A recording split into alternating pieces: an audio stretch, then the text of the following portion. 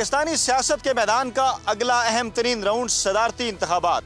Opposition की जानिब से किसी एक नाम पर मुत्तफिक ना होने की सूरत में सदारती इंतखाबात के नताइज पर क्या असरात मुरतब हो सकते हैं, आइए जानते हैं अरकान पार्लियामेंट से।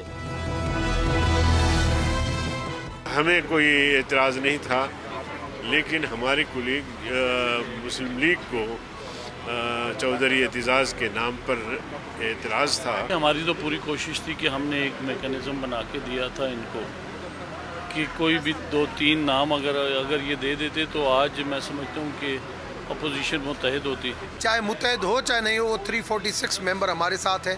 पीटीआई का प्रेसिडेंट जो है वो यकीनी है। PMLN की क्योंकि स्पेसिफिक एतराज़ात थे, उनकी कुछ बातें सख्त उनको लगी माजी में, लेकिन फिर ये उसी तरह से जैसे हमें शहबाज शरीफ साहब की कुछ माजी की बातें सख्त लगी थी।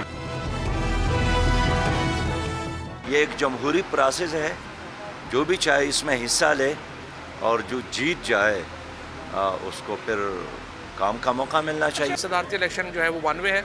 आरफ अलवी साहब आसानी सदर मुंतखब हो जाए। किसने कहा आपको कि आप एतजाज़ को न माने? सिर्फ ये बता दें। अरकान पार्लियामेंट का कहना है कि सदारती इंतखाबात में 1-to-1 मुकाबले की सूरत में दिलचस्पी पैदा हो सकती है। ताहम ये एक जमहूरी अमल है जिसमें हिस्सा लेना तमाम सियासी जमातों का हक है। कैमरामैन मंसूर अहमद के साथ Fayaz Raja, Dawn news, parliament house, Islamabad.